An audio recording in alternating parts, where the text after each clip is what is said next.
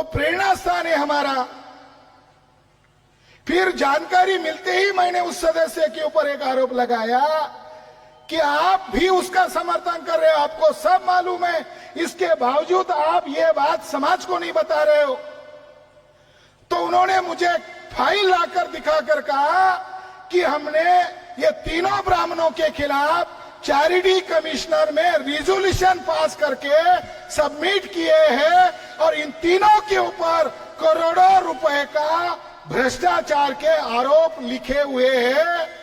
उसको क्षति पहुंचाने में हमारे दुश्मन कामयाब हुए क्योंकि उनका साथ सहयोग समिति के लोगों ने दिया।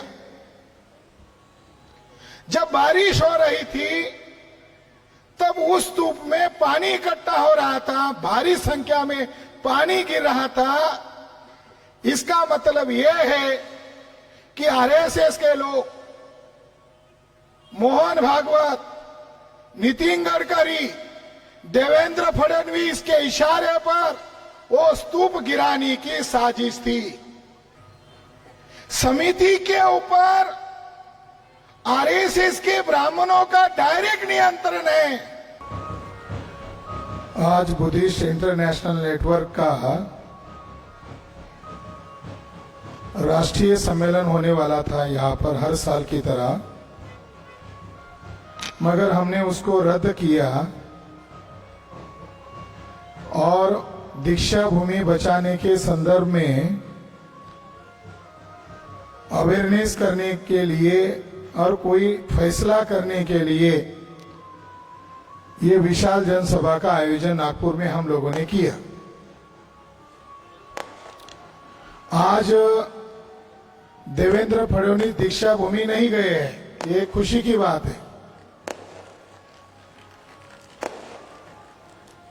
और वो क्यों नहीं गए हैं वो नहीं बता रहे हैं, मगर हम बताएंगे।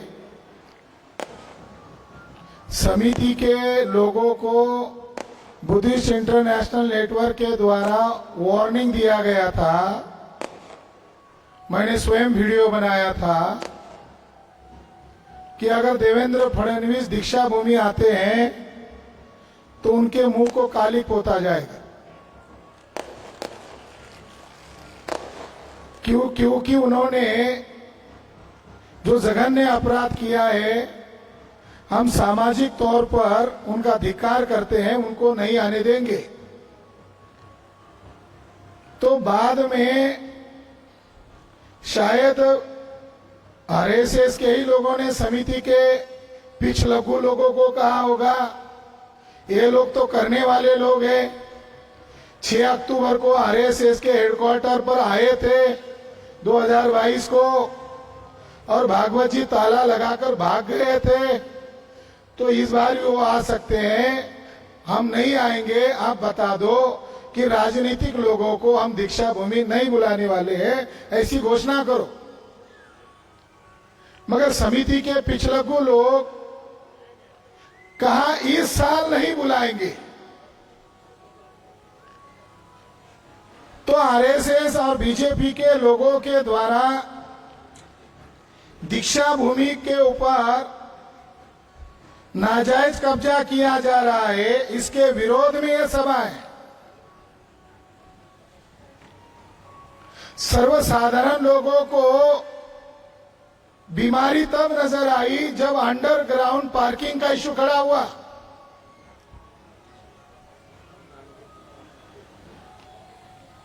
उन युवाओं को, युवतियों को मैं धन्यवाद देना चाहता हूं, नागपुर के युवा और युवतियों को, कि उन्होंने लाइव प्रेस कॉन्फ्रेंस आयोजित किया और समिति के लोगों को ऐसे ऐसे सवाल पूछे, समिति के लोग जवाब नहीं दे पाए।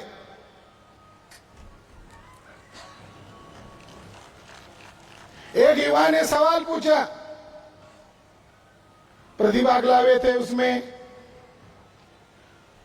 गवई थे, भंते जी नहीं थे, यानी भंते सुरई ससई नहीं थे, जबकि वो हमारे धर्मगुरु है ही, मगर वो समिति के प्रेसिडेंट है।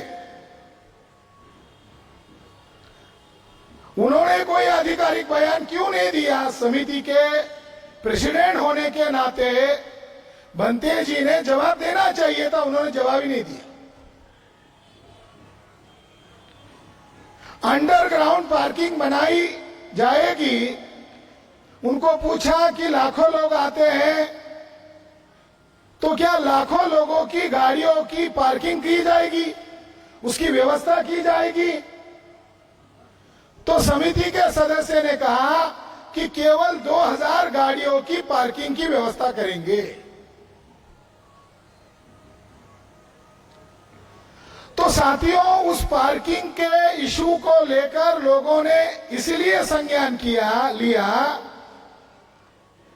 क्योंकि जहां पर वो जो स्तूप है, दीक्षा भूमि में जो स्तूप की संरचना है, उसको क्षति पहुंच सकती है, इसलिए उसका विरोध किया गया, सही किया गया। मगर तब तक तो उन्होंने ढेर सारा काम कर दिया था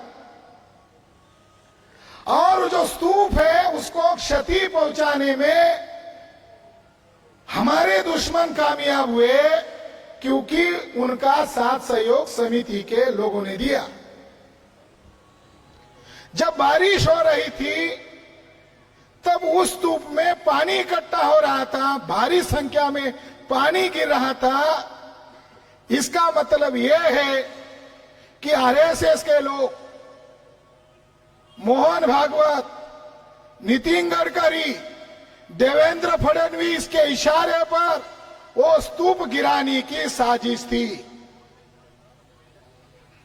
ये हमारा अनुमान है, हमारा आकलन है। उसको क्षति पहुंचाने में वो कामयाब हो गए। मगर वो ऐसा क्यों करना चाहते हैं? तो इसकी मूल वजह यह है, अगले साल आरएसएस को 100 साल पूरे होने वाले हैं। देश भर के 3.5% ब्राह्मण इकट्ठा हो जाए तो भी दीक्षा भूमि पर इकट्ठा होने वाले लोगों की वो बराबरी नहीं कर सकते। तो शायद उनके आंखों में वो दीक्षा भूमि खल रही होगी और इस दुष्ट मंशा से वो ये षड्यंत्र कर रहे थे। बुद्धिस्ट इंटरनेशनल नेटवर्क ने और तमाम छोटे बड़े मध्यम संस्थाओं को आज ज्वाइनिंग करके दीक्षा भूमि पर मोर्चा लेकर गए। जब दीक्षा भूमि में मोर्चा पहुंचा, पुलिस की फौज वहां थी। समिति के लोगों को लगा बुद्धिस्ट इंटरनेशनल नेटवर्क ये नेशनल नहीं इंटरनेशनल ऑर्गेनाइजेशन है, इनका महाराष्ट्र के बाहर भी नेटवर्क है, तो ये जो बोलते हैं करते हैं। कुछ सदस्यों ने माफी तक मांगी मोर्चा निकालने के बाद। तो अब वो अंडरग्राउंड पार्किंग का मामला टेक ओवर कर लिया गया है, मगर दरअसल जड़ जो समस्या की जड़ है वो एज इट इज बरकरार है। समिति के ऊपर आरएसएस के ब्राह्मणों का डायरेक्ट नियंत्रण है। समिति के ऊपर आरएसएस के ब्राह्मणों का डायरेक्ट नियंत्रण है।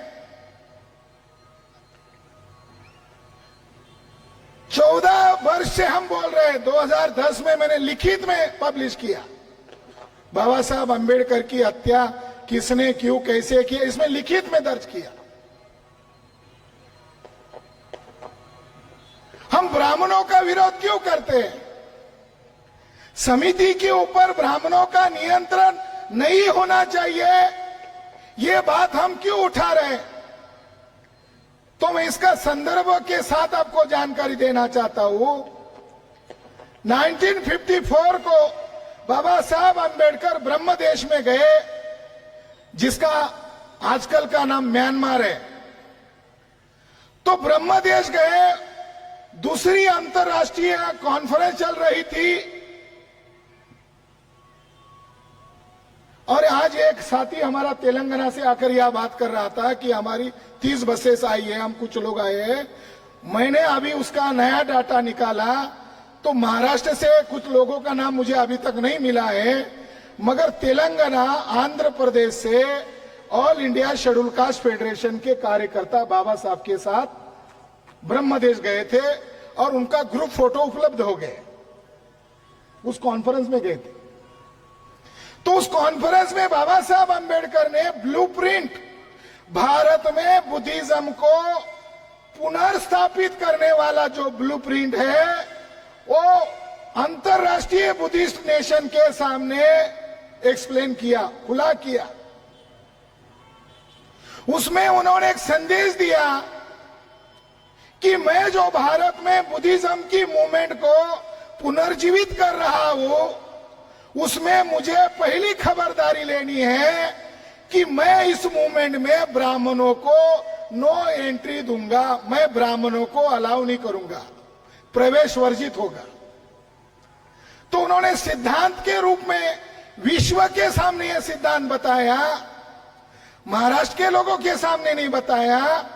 तो उन्होंने इस शब्द में कहा कि ब्राह्मण अपना मेकअप करके चेहरा बदल ले, ब्राह्मण अपना चेहरा बदल ले, ब्राह्मण अपना दल बदल ले, ब्राह्मण अपनी विचारधारा बदल ले, संगठन बदल ले, मगर ब्राह्मण ब्राह्मण ही रहता है। वो बौद्ध धर्म का विरोधी है, दुश्मन है, क्योंकि बौद्ध धर्म समानतावादी है, ब्राह्मणों का धर्म विषमतावादी है। तो ब्राह्मण लोग बुद्धिज्म का हेट अभियान इस वजह से करते हैं। तो ये जो वर्ण व्यवस्था, जाति व्यवस्था को मानने वाले जो ब्राह्मण हैं, अगर इनको बुद्धिज्म की पुनर्जीवन की मूवमेंट में अगर साथ में लिया तो इस आंदोलन की वो दिशा भटका सकते हैं, इस आंदोलन को तहस नहस कर सकते हैं। इसलिए मैं ब्राह्मणों को भारत में जो मैं बुद्धिज्म की मूवमेंट पुनर्जीवित कर रहा हूं, उसमें मैं उनको प्रवेश नहीं देने वाला हूं। बाबा साहब अंबेडकर कह रहे हैं, आज बिल्कुल उसके उल्टा हो रहा है, कब्जा कर लिया है। अभी उस समिति पर खानदानी मेंबर है, यह बड़ी आश्चर्य की बात है, खानदानी मेंबर। और उसमें गवाही धमकी दे रहे थे आंदोलनकर्ता को, एक मेंबर राजेंद्र गवाही धमकी दे रहे थे आंदोलनकर्ताओं को कि आप लोगों के ऊपर मैं डिफेमेशन की केस करूंगा, धमकी दे रहे थे। एक खानदानी मेंबर है। और इनके जो पिताजी थे रासू गवई, ये रासू गवई से ये षड्यंत्र का काम हुआ। बाबा साहब अंबेडकर ने कहा ब्राह्मण को एंट्री नहीं दूंगा, पहला ब्राह्मण दीक्षा भूमि में लाने का पाप जिस व्यक्ति ने किया, उस व्यक्ति का नाम है रासू गवई। और जिस ब्राह्मण को उन्होंने समिति पर लाया, उस ब्राह्मण का नाम है पंडित दीनानाथ शर्मा।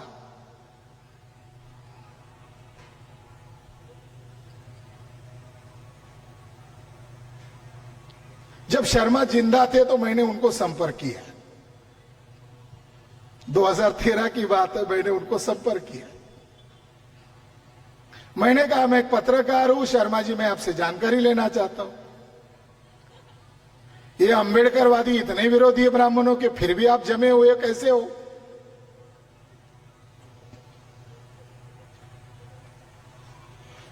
शर्मा जी को यकीन आ जाए इसलिए मैंने भी पंडित का नाम धारण कर लिया। तो मुझे पंडित मानकर सच बता दिया, मैं आरएसएस का ही आदमी हूं और मैं अपना ही काम कर रहा हूं। वो भोले लोग हैं, जो लाखों लोग आते हैं वो भोले लोग हैं, मैं ब्राह्मण का ही काम कर रहा हूं, चिंता करने की कोई बात नहीं। ये ऐसे नालायक ब्राह्मण थे। जब हमने बोलना शुरू किया तो समिति के लोगों को लगने लगा कि अब ब्राह्मण को नहीं लेना चाहिए, अगर लेना भी है तो चुपके लेना चाहिए। तो आज वर्तमान में 3 ब्राह्मण हैं जो समिति का महापुरुष डॉक्टर बाबा साहेब अंबेडकर दीक्षा भूमि स्मारक समिति का डायरेक्ट मैनेजमेंट ये 3 ब्राह्मण कर रहे हैं। पहले ब्राह्मण का नाम है निर्झर कुलकर्णी, दूसरे ब्राह्मण का नाम है आशीष द्विवेदी, तीसरे ब्राह्मण का जो नाम है, एक जोशी है, एक कुलकर्णी है, एक आशीष द्विवेदी है। उनके चेहरे भी अगर आप देखना चाहते हो तो मैं स्क्रीन पर उनके चेहरे दिखाना चाहता हूं, ताकि ये लाइव ही टेलीकास्ट हो रहा है, यहाँ के लोग भी देखेंगे, दुनिया भर के लोग देखेंगे। मेरे साथी को मैं आग्रह करना चाहता हूं, हाँ, ये पहले नंबर का ब्राह्मण है जो दिखाई दे रहा है, ये निर्झर कुलकर्णी है। ये तीसरे नंबर पर जो दिखाई दे रहा है ये अरविंद जोशी है। मेनन बाई तो ब्राह्मण है, वो तो खुल्लम खुल्ला आरएसएस का काम करती है, उसका भी इतिहास बताऊंगा। फर्स्ट नंबर पर और एक ब्राह्मण का चेहरा है, पीछे लीजिए, आशीष द्विवेदी, ये एक ब्राह्मण है। ये 3 ब्राह्मण है।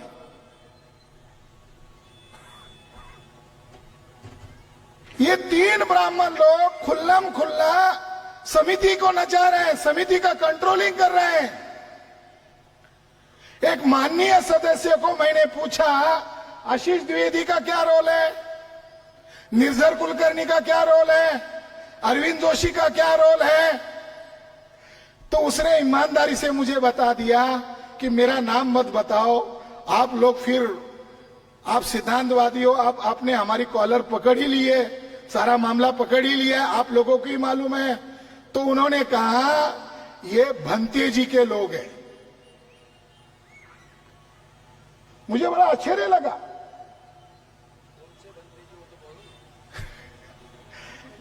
तो भंते सुरई ससई के लोग हैं। तो मैंने कहा इसका मतलब है कि आपकी समिति में गुट है, तो उन्होंने आग्रह किया हमारी गुट है। ये भी एक बात बता रहा हूं, उसने उस समिति के मेंबर ने मान्य किया हमारे अंदर गुट है। एक गुट के कितने मेंबर है, दूसरे गुट के कितने मेंबर, ये भी बताया। और उस सदस्य ने ये तक बताया कि वहां जो अंबेडकर कॉलेज है वहां प्रोफेसर की नियुक्ति की जाती है, कितने लाख रुपए एक गुट बोलता है, दूसरा गुट कितने लाख बोलता है, ये भी बताया। पंचशील में ये आता है।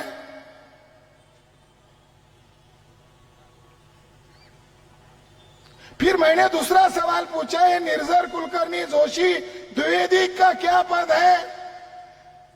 जानकारी पहले लेकर गए, वेरीफाई वहां किया, तो नाक दाबा तो मुंह खोल दिया, कहा कि ये स्पोर्ट्स एकेडमी चला रहा है। 2 ब्राह्मण स्पोर्ट्स एकेडमी चला रहे। यहां उपस्थित जन समुदाय को मैं सवाल पूछना चाहता हूं,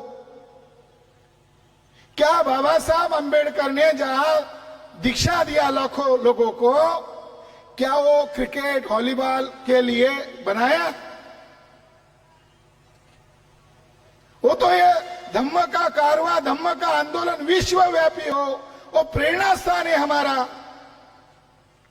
फिर जानकारी मिलते ही मैंने उस सदस्य के ऊपर एक आरोप लगाया कि आप भी उसका समर्थन कर रहे हो, आपको सब मालूम है, इसके बावजूद आप ये बात समाज को नहीं बता रहे हो।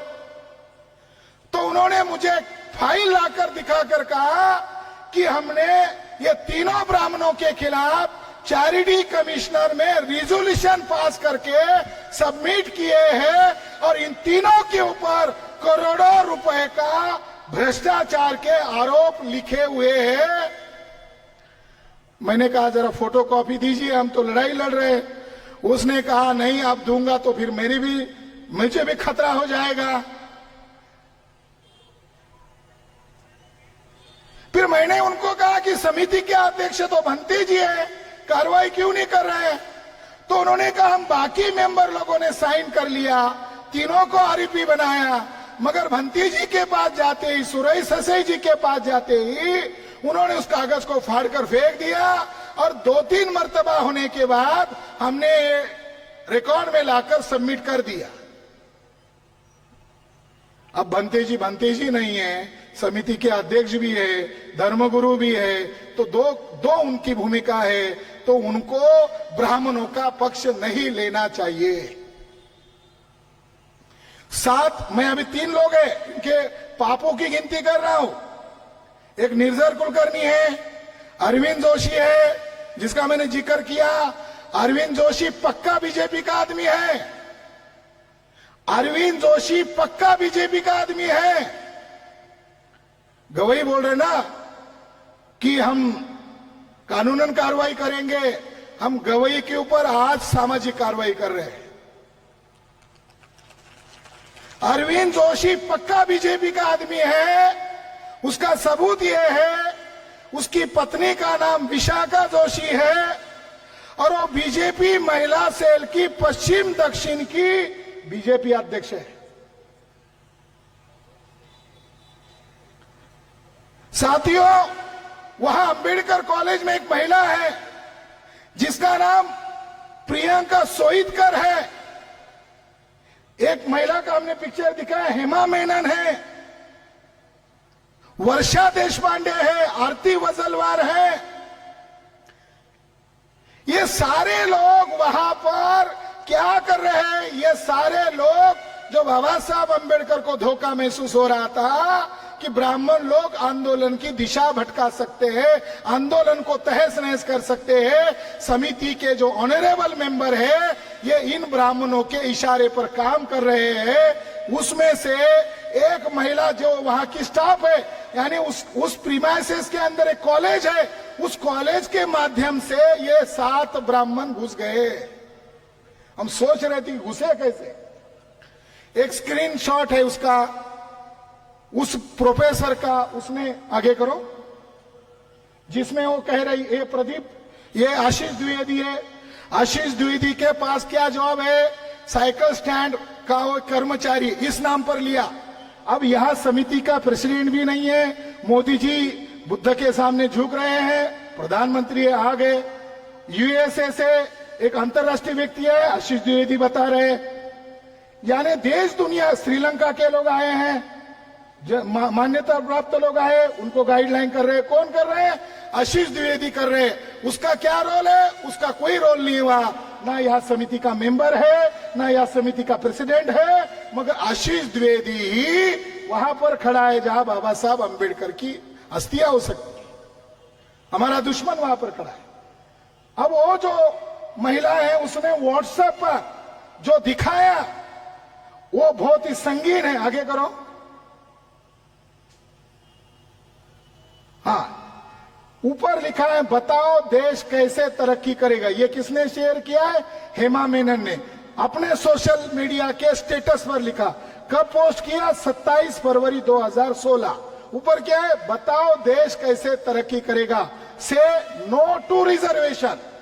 इधर लिखा SC ST 36% मार्क, इधर लिखा जनरल 98% मार्क। या कांटे और कठिन रास्ता दिखाया और SC ST के लिए आसान रास्ता दिखाया। मैडम मेनन ने नीचे लिखा, फिर भी रोते रहते और गाली भी देते हैं ये लोग, रिजर्वेशन जिंदाबाद।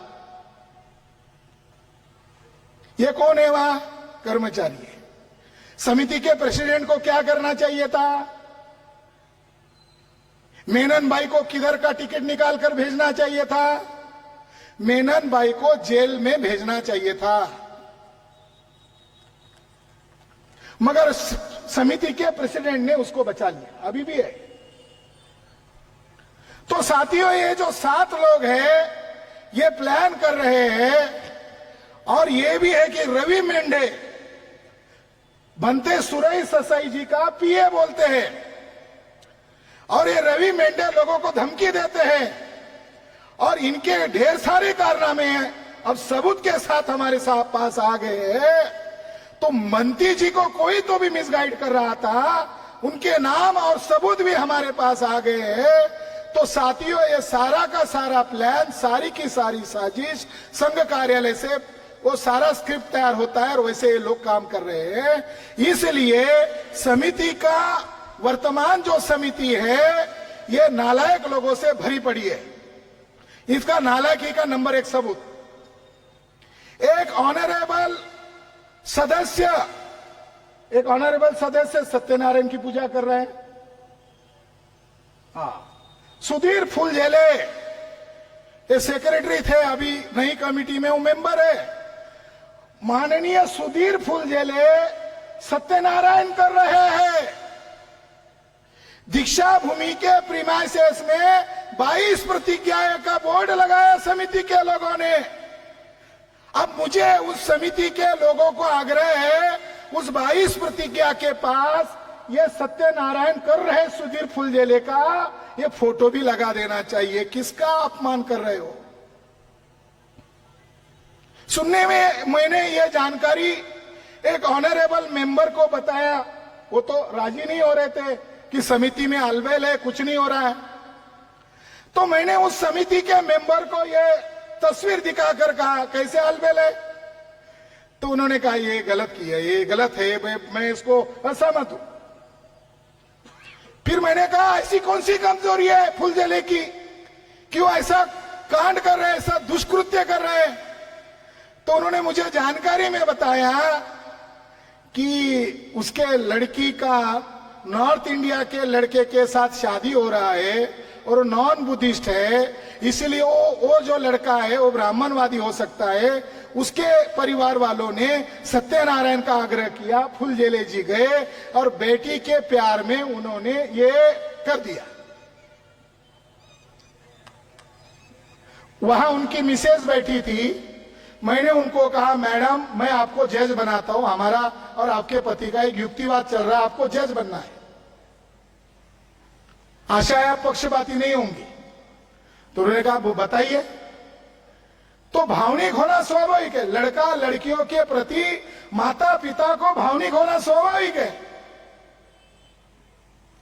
बाबा साहब अंबेडकर का निजी जीवन देखिए, बाबा साहब अंबेडकर का एक निजी जीवन का मैंने उस सदस्य के सामने उदाहरण दिया कि बाबा साहब अंबेडकर अपने लड़के यशवंतराव अर्थात भैया साहब की शादी करना चाहते थे, तो उनकी करस्पॉन्डेंस अवेलेबल है, वो इतनी पढ़ी लिखी होनी चाहिए, वो संस्कारी होनी चाहिए, वो मेरे परिवार का नाम रोशन करे, हमारे आंदोलन के साथ खड़ी होनी चाहिए, मापदंड तय किया।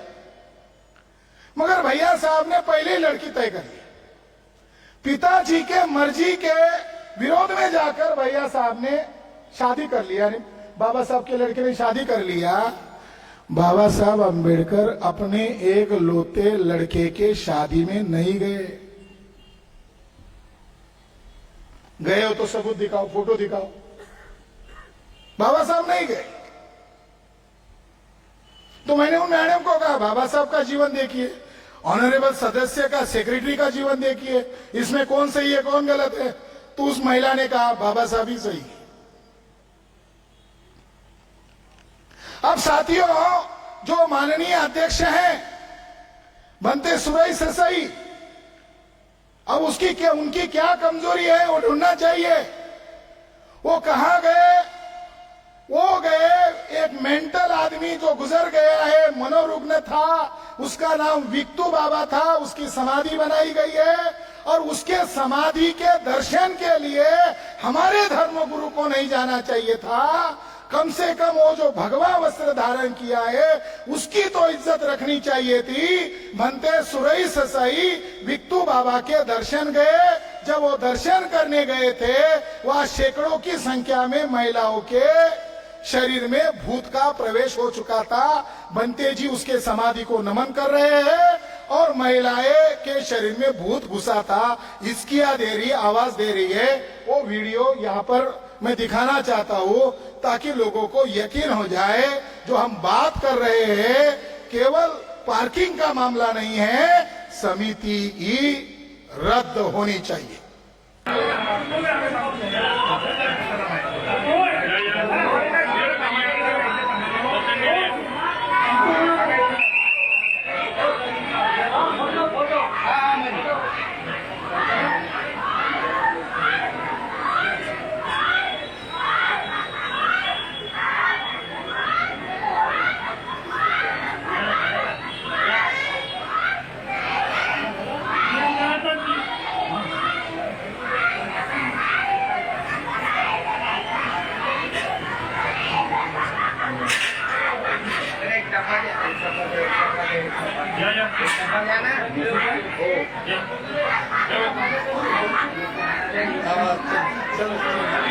इसको क्लोज करो।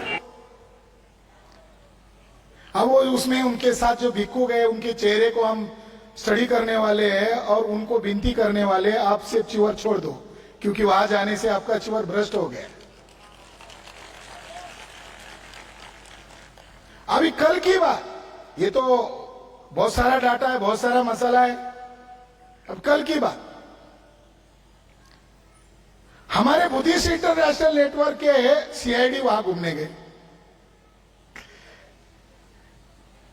और सीआईडी को लगा कि ये सुधरेंगे कि नहीं सुधरेंगे, जरा देख के आते हैं। हमारी भी सभा सुधरना चाहिए, विरोधी दल होना चाहिए, वैसे हम विरोधी है, सुधरने चाहिए। तो वहां गए, गेट का जो कमान था, 2-4 गेट की कमान लगाई थी, वो गेट की कमान पर महापुरुष डॉक्टर बाबा साहब अंबेडकर के कटआउट्स थे, शाक्य मुनि तथागत बुद्ध के कटआउट थे। मुझे कहते हुए अत्यंत दुख महसूस हो रहा है कि वो कटआउट्स न जाने कितने साल के थे, फटे पुराने थे या टूट फूट कर खराब हो गए थे। वो हमारे साथी ने देखा, आम महिलाएं चिल्लाकर कह रही, अरे ये किसने किया? तो दूसरे लोग कह रहे हैं ये समिति के लोगों ने किया। तो हमारे लोगों ने उसका वीडियो बनाया और माननीय ऑनरेबल सदस्य मिलिंद फुलझेले ये सदस्य के पास गए और उनको ये दिखाया। ये 2 वीडियो कल के हैं, यानी कल तक इनके पाप की सीमा की हद हो गई।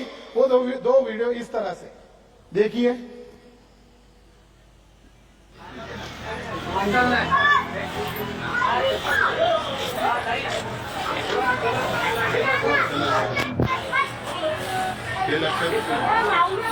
गलत लावलेला आहे पाय दादा काढायला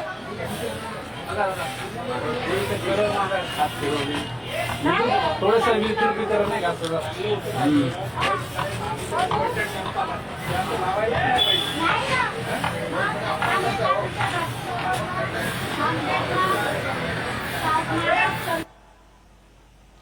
मिलिंद फुलझेले जी का जवाब सुनिए। त्यांना बोलावा ना, आमच्यासमोर बोलावा ना, आमच्यासमोर बोलावा। तुम्ही भेटून या, काही प्रॉब्लेम नाही। माझ्याकडे नाही हो डेकोरेशन, तर काय डेकोरेशन राहतो का?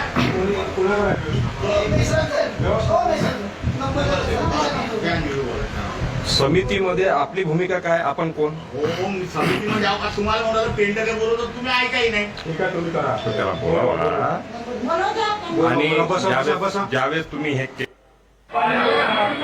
साथियों, इन्होंने खुलकर जवाब दिया, क्या मैं कारपेंटर हूँ, क्या मैं वहां का कर्मचारी हूँ, आप मुझे क्यों पूछ रहे हैं? मिलिंद फुलझेले को नीतिमत्ता होगी तो इस्तीफा दे देना चाहिए, ये उनका जवाब सही नहीं था। तो ये सारा ऑन रिकॉर्ड हम बता रहे हैं कि समिति भ्रष्ट हो चुकी है।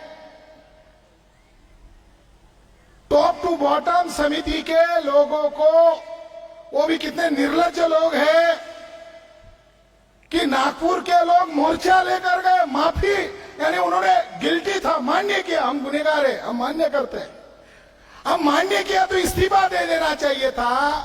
तो आज हम ये जो फैसला करने के लिए इकट्ठा हुए साथियों, ये जो समिति है भंते सुरई ससे जी के नेतृत्व वाली, इनको तुरंत खारिज कर देना चाहिए, इसको रद्द घोषित करनी चाहिए। और उन 3 ब्राह्मणों ने इसका आप लोग समर्थन करेंगे? हम लोग कार्रवाई करेंगे। वो जो 3 ब्राह्मण हैं और उनके सहयोगी में जो महिलाएं ब्राह्मण हैं, रोटी बाबा साहब अंबेडकर के नाम के कॉलेज की खा रहे और नौकरी मोहन भागवत की कर रहे हैं।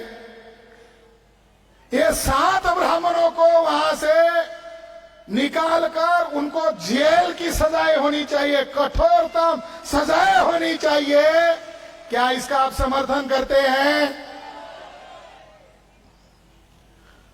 और मैं माननीय मेश्राम साहब को ये सारा डाटा इकट्ठा करने के बाद जो हमारा ओपिनियन बना, इसका मास्टरमाइंड को नहीं छोड़ना चाहिए। इसका असली जो मास्टरमाइंड है, उस असली मास्टरमाइंड का नाम दंगलेंद्र फडणवीस उर्फ देवेंद्र फडणवीस है।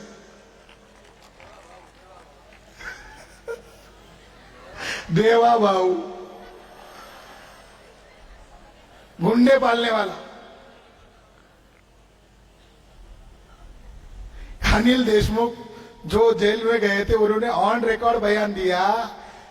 एक पश्चिम महाराष्ट्र में एक साधारण आदमी, उसको जेड सिक्योरिटी था, मेरे पास आया और कहा सब एफिडेविट रेडी है, बस आपको साइन करनी है। यानी गुंडे पालने वाला। तो मैं आग्रह करूंगा माननीय अध्यक्ष जी को कि देवेंद्र फडणवीस इसका असली मास्टरमाइंड है। देवेंद्र फडणवीस के घर पर लाखों का मोर्चा लेकर जाना चाहिए।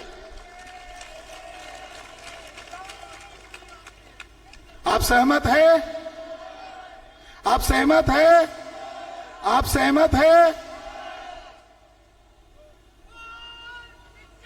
इसलिए साथियों, ये दीक्षा भूमि का जो मामला है, ये आरएसएस के ब्राह्मण लोग हमारी विरासत पर बुरी नजर रखे हुए हैं, इसलिए इनको हम दोषी मानते हैं और इनके ऊपर कार्रवाई होनी चाहिए। मैं इनको दोषी क्यों मानता हूं? इसका एक रिकॉर्ड हमारे पास है, उनका हैंड रिटन लेटर हमारे पास है। आरएसएस के लोग दीक्षा भूमि के, बुद्धिज्म के विरोधी क्यों हैं? तो एक दत्ता ठेंगड़ी नामक ब्राह्मण था, 26 अक्टूबर 1990 को दत्ता ठेंगड़ी ने वामनराव गोडबोले, जिन्होंने उस समय दीक्षा भूमि का सारा नियोजन संयोजन किया था, उन वामनराव गोडबोले को 26 अक्टूबर 1990 में एक खत लिखा है। वो खत हमारे पास हस्तलिखित खत अवेलेबल है। उस खत में उसने ये लिखा कि मैं सरसंघ चालक को मिला हूं। आरएसएस के लोग अगर तारीफ करे बनते की, तो जूता निकालना चाहिए। यह भी तारीफ कर रहा है, मैं सरसंघ चालक को मिला और मैंने सरसंघ चालक को इच्छा व्यक्त की कि परम पूज्य बाबा साहब आंबेडकर के दीक्षा भूमि नागपुर में होने के कारण और संघ कार्यालय भी नागपुर में होने के कारण मैं संघ के कार्यकर्ताओं के सामने दशहरे के दिन अंबेडकर के संदर्भ में मैं भाषण करना चाहता हूं और मुझे सर संघ चालक ने अनुमति दिया है और अभी दिन कम बचे हुए हैं, तो मुझे निम्नलिखित मुद्दों के बारे में जानकारी दीजिए। दत्ता ठेंगड़ी ने मुद्दा नंबर 3 में लिखा, वो मराठी में है, धार्मिक संदर्भात परम पूज्य बाबासाहेबांचा बौद्ध देशांची अति निकट संबंध आला, अशा देशी व विदेशी बौद्ध भिक्खूंची नावेही रेकॉर्डवर येणे न्यायाच्या दृष्टीने आवश्यक वाटते। ही सर्व माहिती इतरांपेक्षा तुम्हालाच अधिक आहे। इसका मतलब है बाबा साहब ने 56 में धर्मांतर किया। दत्ता ठेंगड़ी को 1990 में बाबा साहब अंबेडकर का कौन से बौद्ध देशों के साथ, कौन से बौद्ध भिक्षुओं के साथ, कौन सी बुद्धिस्ट अंतरराष्ट्रीय संस्थाओं के साथ संबंध था, संपर्क था, इसका डाटा क्यों चाहिए था? इसका मतलब है आरएसएस के ब्राह्मण लोग बाबा साहब अंबेडकर की मूवमेंट को नागपुर तक दबोचना नहीं चाहते हैं। बाबा साहब अंबेडकर ने जो बुद्धिज्म भारत में लाया, बाबा साहब ने नागपुर में आकर कहा, मैंने आपको विश्व के साथ जोड़ दिया है। मगर उस भाषण में ये भी कहा, शायद वो समिति के लोगों के लिए होगा, मुझे तो 100% लग रहा है वो समिति के लोगों के लिए था। बाबा साहब अंबेडकर ने यह कहा था, हे पहा, मी जो तुम्हाला बुद्ध धम्म देत आहे त्याचं तुम्ही तंतोतंत पालन करा, नाहीतर जगातले लोक म्हणतील महाराजांनी बुद्ध धर्म बाटून टाकला। फुलझेलेंनी बाटून टाकला, सुरेश ससेंनी बाटून टाकला, तो इसलिए दीक्षा भूमि का मामला बहुत गंभीर मामला है, इसको हम एक्शन करेंगे। दूसरा इसके साथ जो जुड़ा हुआ मामला है वो बुद्ध गया का मामला है। इतना महत्वपूर्ण मुद्दा है, जैसे चांद एक है दुनिया में, जैसे सूरज एक है दुनिया में, उसी तरह दुनिया में बुद्ध गया भी एक ही है।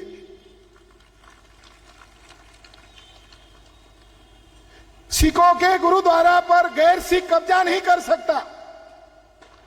मुसलमानों का जो मक्का पवित्र स्थान है, उस पर गैर मुसलमान कब्जा नहीं कर सकता। वहां गैर मुसलमान टूरिस्ट के नाम पर भी नहीं घुस सकता। कब्जा तो दूर की बात है। पोप के अलावा ईसाइयों के अंतरराष्ट्रीय धर्म स्थल पर कोई नियंत्रण नहीं कर सकता। तो बोध गया जो बिहार में है, वो अंतरराष्ट्रीय प्रेरणा स्थल है, उसके ऊपर ब्राह्मणों का कब्जा क्यों है? महाबोधि टेम्पल एक्ट 1949 पंडित जवाहरलाल नेहरू ने बनाया। ये एक्ट में लिखा है कि आधे मालिक ब्राह्मण है।